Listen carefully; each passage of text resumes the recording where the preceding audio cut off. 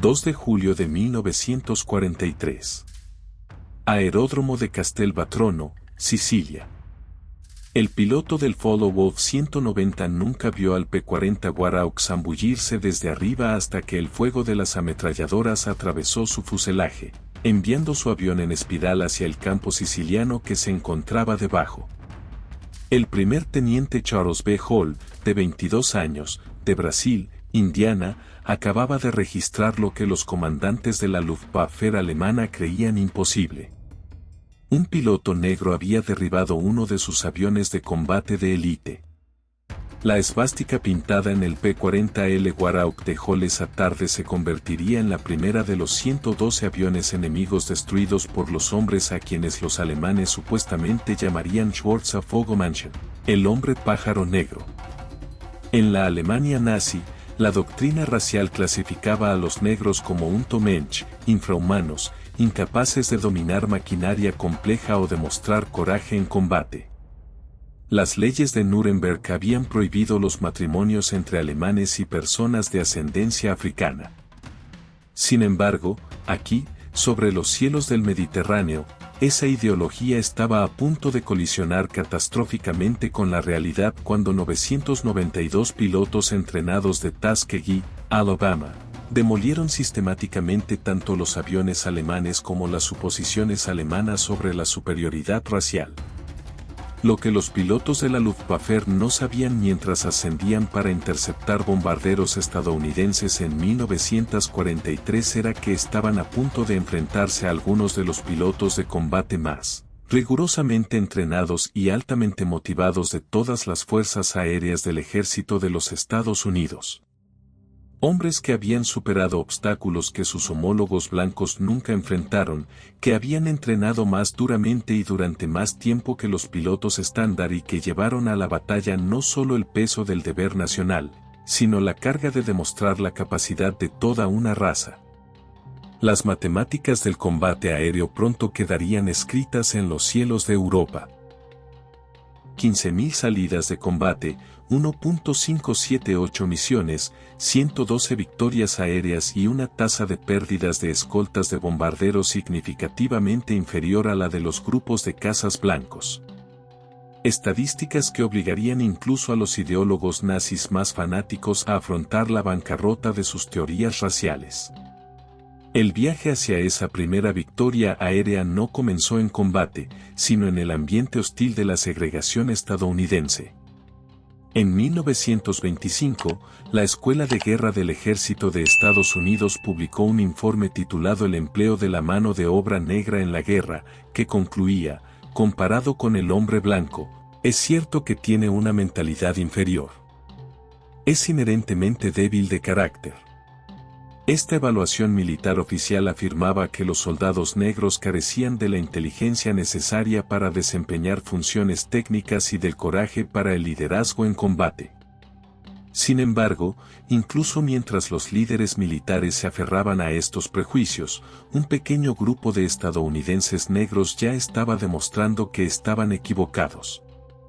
Eugene Bullard había volado para Francia en la Primera Guerra Mundial porque Estados Unidos no le permitió servir.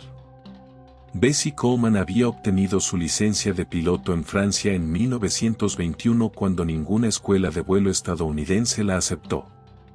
En la década de 1930, la Escuela de Aeronáutica Coffee de Chicago había entrenado a docenas de pilotos civiles negros, demostrando que la habilidad de volar no conocía fronteras raciales. La presión por el cambio se intensificó a medida que las nubes de guerra se acumulaban sobre Europa.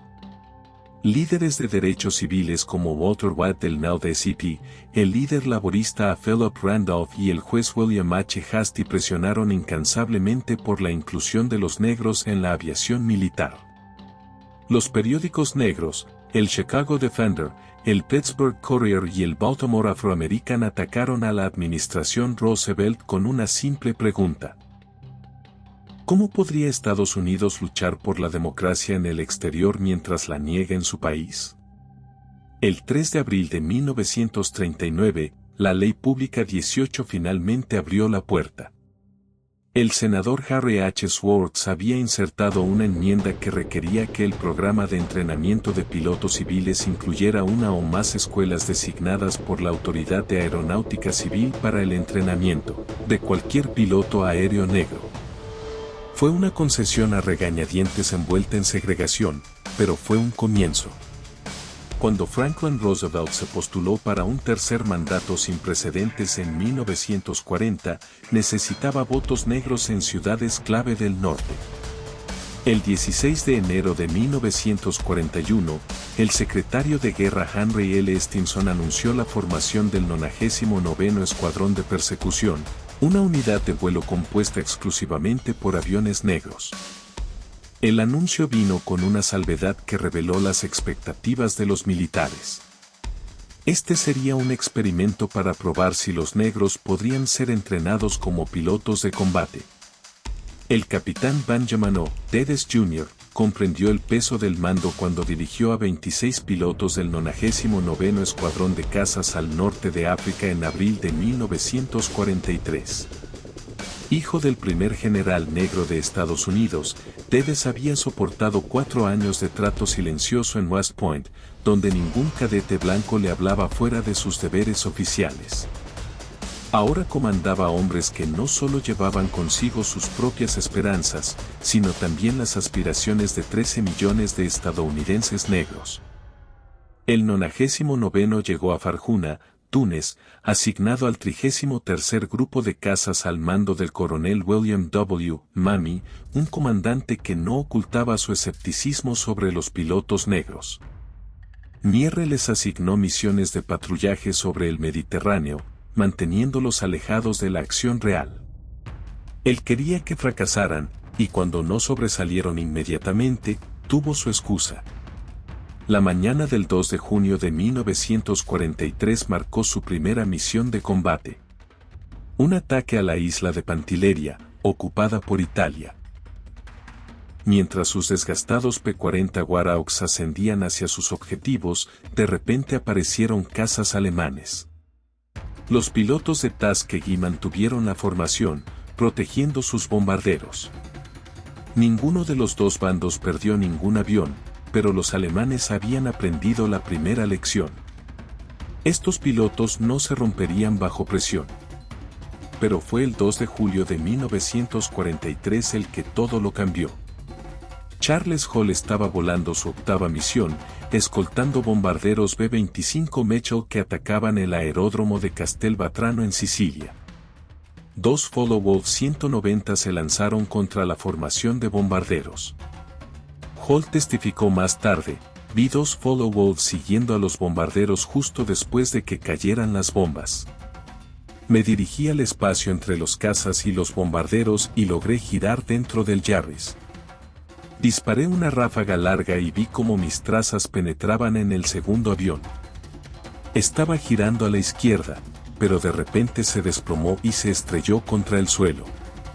Cuando Hall aterrizó, toda la base estalló.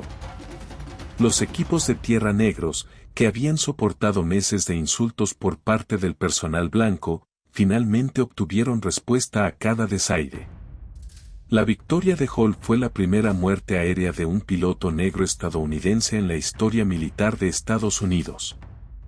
Para enero de 1944, el 99º Escuadrón de Cazas llevaba 7 meses en combate, pero el coronel Mierre había presentado un informe devastador en el que afirmaba su falta de agresividad y recomendaba su retirada del combate.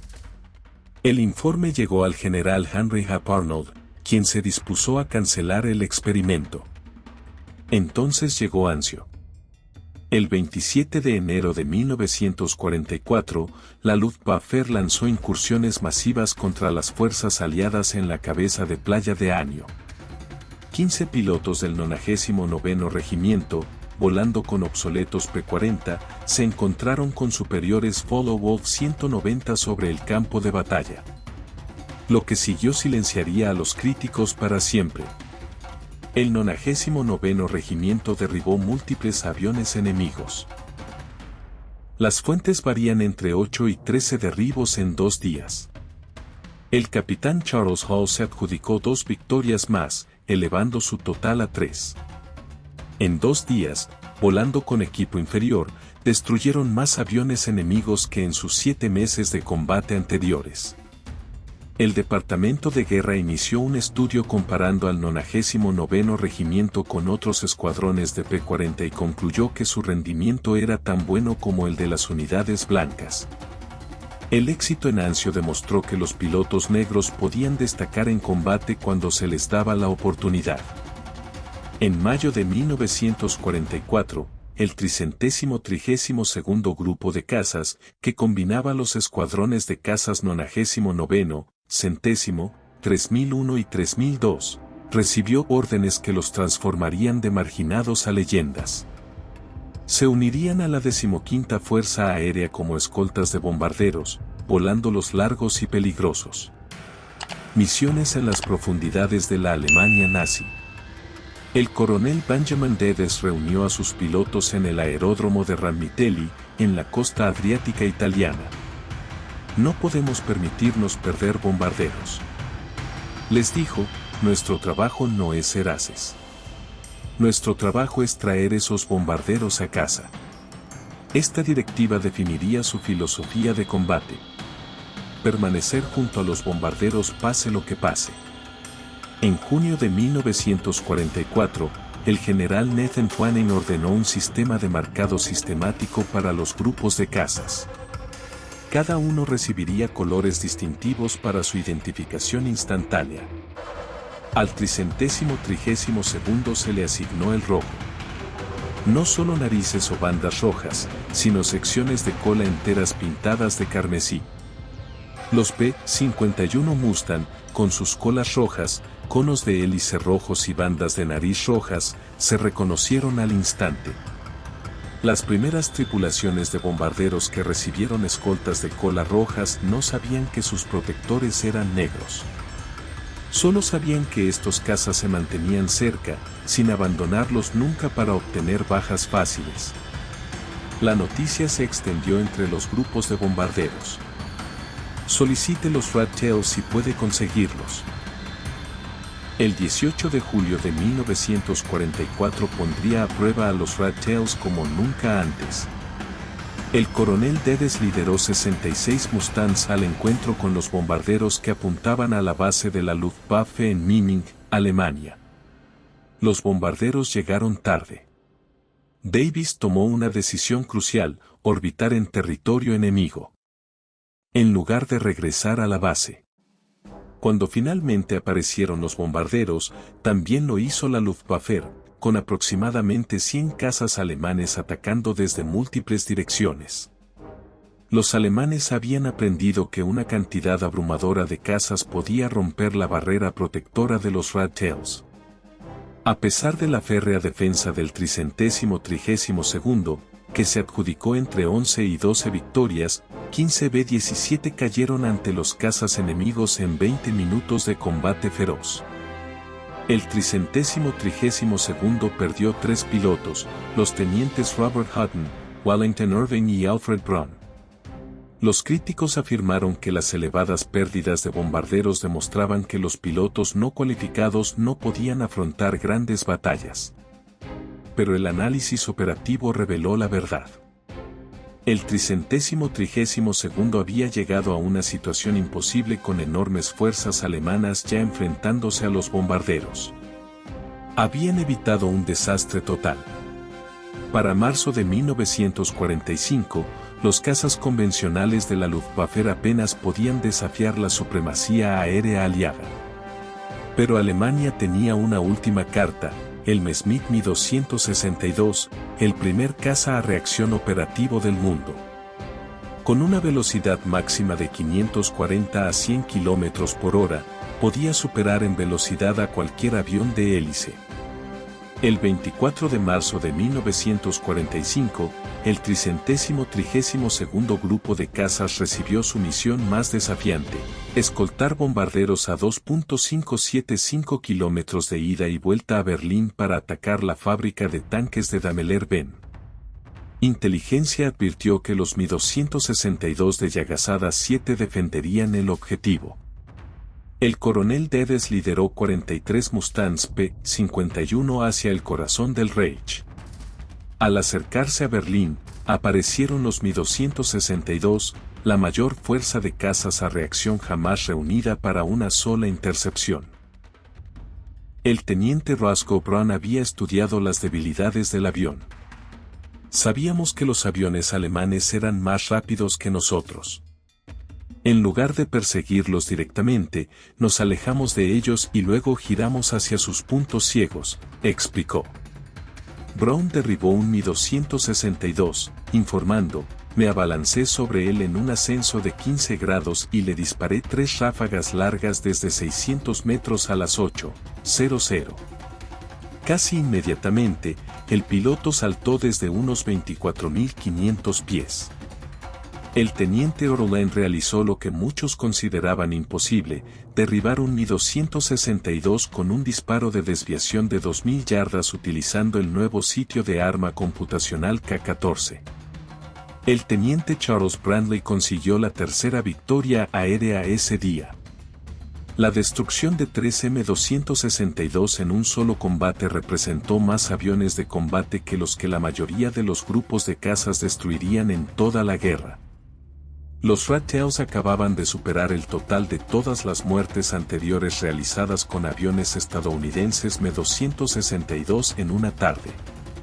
El 332º Grupo de Cazas obtuvo una mención de unidad distinguida por esta misión. No todos los encuentros entre aviadores de Tuskegee y alemanes terminaron en victoria. 32 pilotos se convirtieron en prisioneros de guerra y sus experiencias revelaron interacciones complejas entre la ideología nazi y la realidad militar. El teniente Alexander Jefferson fue derribado el 12 de agosto de 1944 durante su 19ª misión. Su P-51 recibió ataques aéreos sobre el sur de Francia mientras bombardeaba instalaciones de radar. Durante su interrogatorio, el oficial alemán tenía información detallada sobre el 332º Grupo de Cazas. El interrogador tenía información sobre el aeródromo de Ramatelli, sobre nuestros comandantes de escuadrón, incluso detalles sobre la casa de mis padres en Detroit, recordó Jefferson. Él sabía que mi padre era profesor y el apellido de soltera de mi madre. Su información era terriblemente exhaustiva. Dentro del Starlab Love 3, Jefferson se encontró siendo tratado como cualquier otro oficial estadounidense. Los soldados blancos de las tripulaciones de los bombarderos a menudo se acercaban a él agradecidos por la protección de la cola roja. Estas interacciones, imposibles en los Estados Unidos segregados, ocurrieron naturalmente en los campos de prisioneros alemanes. La ironía no pasó inadvertida para Jefferson. Allí estaba yo, en un campo de concentración nazi, recibiendo un trato más igualitario por parte de los estadounidenses blancos que el que recibiría en mi país. Cuando terminó la guerra y Jefferson regresó a los Estados Unidos, fue inmediatamente segregado en el punto de desembarco. Aunque los pilotos alemanes reconocieron la habilidad del Red Tail con el apodo de Bardsafoglemention, las tripulaciones de los bombarderos estadounidenses se convirtieron en sus defensores más vocales. A estos hombres que enfrentaron la muerte en cada misión no les importó la raza, solo la supervivencia. Las tripulaciones de los bombarderos desarrollaron su propia mitología sobre los cuentos rojos. Se difundieron historias sobre su distintivo estilo de vuelo, la forma en que movían sus alas a modo de saludo, sus formaciones compactas, su negativa a abandonar bombarderos dañados. Los ángeles de cola roja se convirtieron en el nombre que las tripulaciones de los bombarderos les dieron. Las estadísticas respaldaron las preferencias de las tripulaciones de los bombarderos. La investigación del historiador de la Fuerza Aérea, Dr. Daniel Howman, reveló que los bombarderos bajo la escolta del 332º Grupo de Cazas perdieron solo 27 aviones a manos de cazas enemigos, en comparación con un promedio de 46 de otros grupos P-51 de la 15ª Fuerza Aérea. Esta tasa de protección superior se produjo a pesar de que los Red Tails volaron algunas de las misiones más largas y peligrosas de la guerra. Al final de la guerra, los aviadores de Tuskegee habían compilado un historial de combate que demolió toda su posición previa a la guerra sobre la capacidad militar de los negros. Operaciones de combate, 1.578 misiones de combate realizadas. Se completaron más de 15.000 salidas individuales.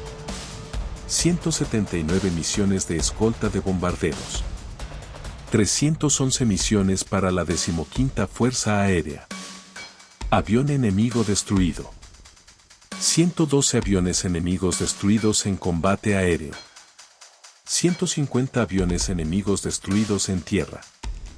3 aviones de combate Mi-262 fueron derribados el 24 de marzo de 1945. Los objetivos terrestres destruyeron 950 vagones de ferrocarril, camiones y vehículos de motor. 254 motores de locomotoras.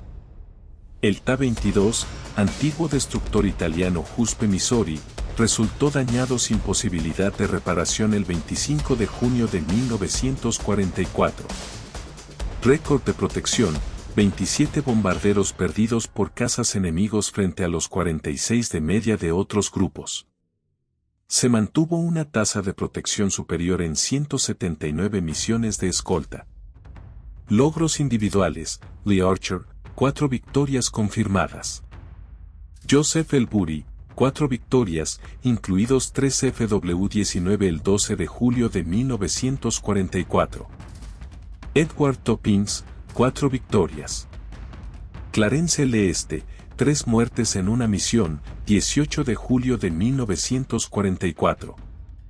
Condecoraciones obtenidas, 96 cruces de vuelo distinguido, pilotos del 332º Grupo de Cazas, 744 medallas aéreas, 14 estrellas de bronce, 8 corazones púrpuras, 3 citaciones de unidad distinguida para el 99º Escuadrón de Cazas, una citación de unidad distinguida para el 332º Grupo de Cazas.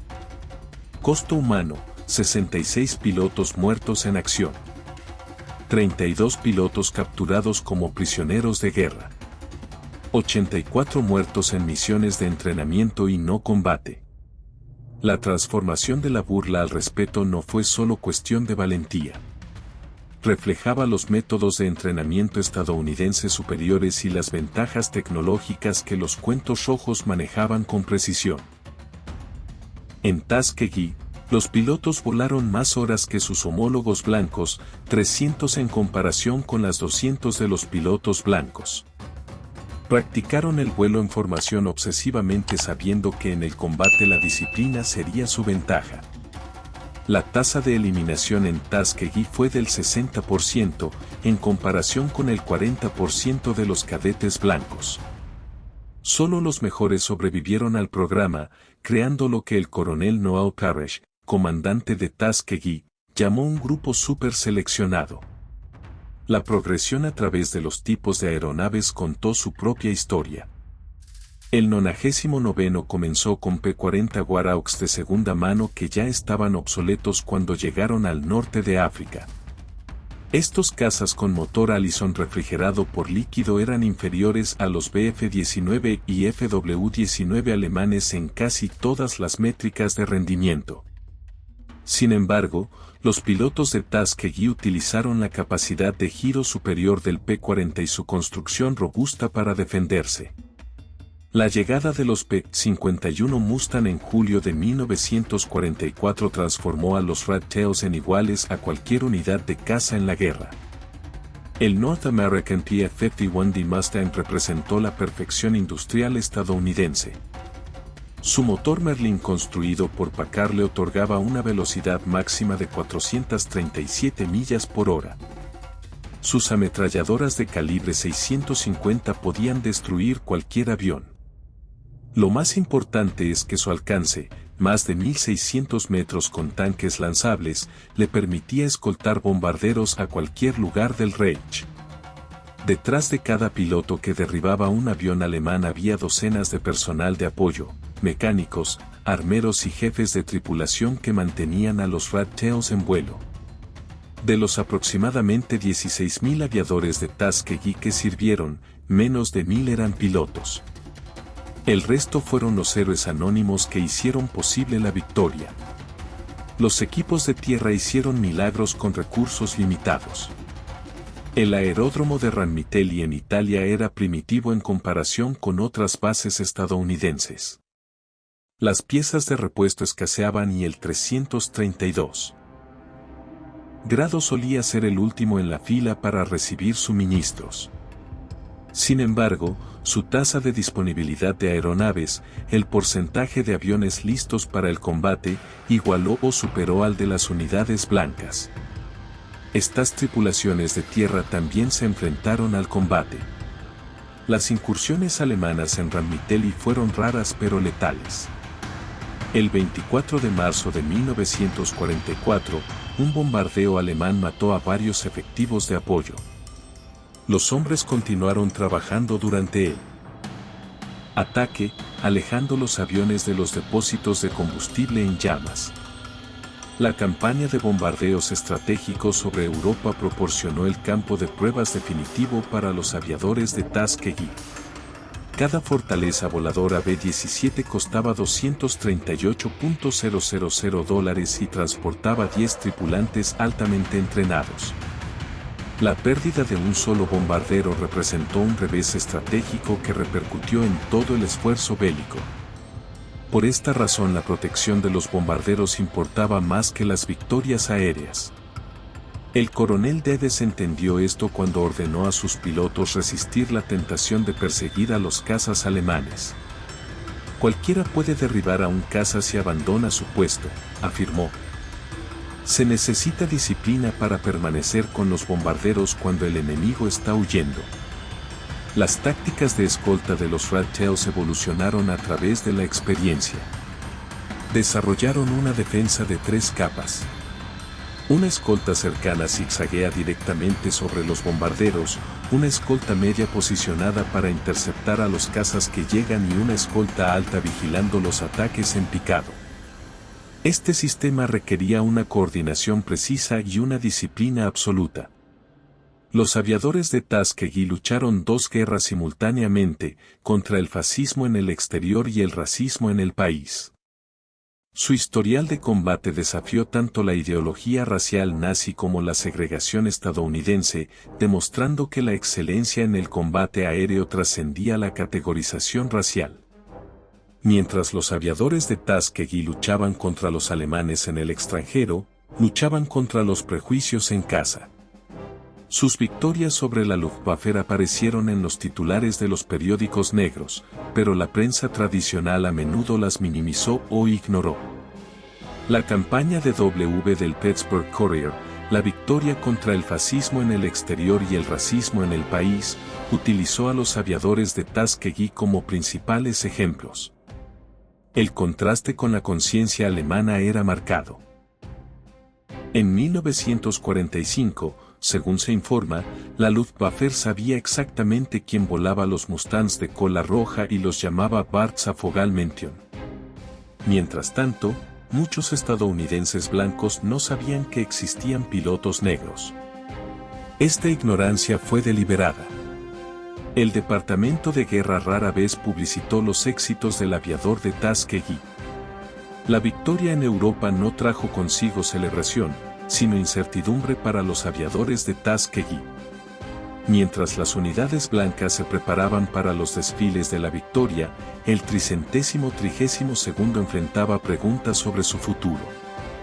Las fuerzas aéreas del ejército planearon mantener la segregación a pesar de la evidencia en combate de su absurdo.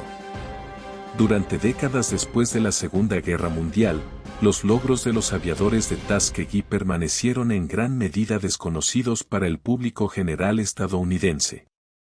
Los pilotos individuales tuvieron dificultades con esta herencia. Lee Archer, con sus 4 victorias, trabajó como ejecutivo, pero rara vez habló de su historial de guerra. De todas formas, nadie me creyó, dijo. Un piloto de combate negro debe estar mintiendo.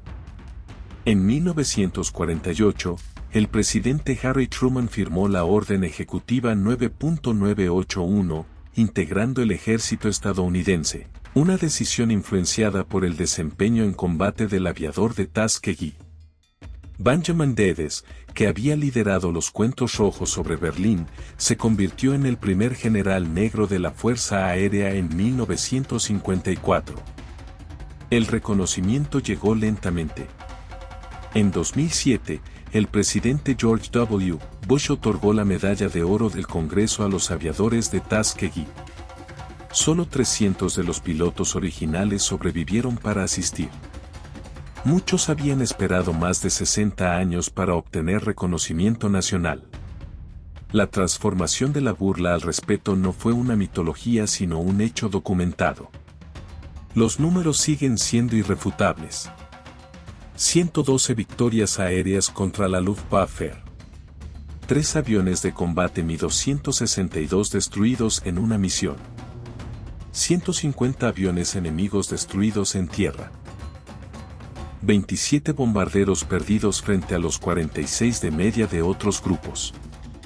96 cruces de vuelo distinguidas obtenidas por pilotos del 332º Grupo de Cazas. La mención, supuestamente apodada Schwarzenegger, demostró que los prejuicios se desmoronan cuando nos enfrentamos a una capacidad innegable. Cada caza alemán destruido, cada bombardero protegido, cada misión completada, añadía evidencia a un caso irrefutable. El color de la piel de un piloto no tenía nada que ver con su capacidad para volar y luchar. Roscoe Brown, que derribó un avión alemán sobre Berlín, resumió su logro. No solo luchamos contra los alemanes.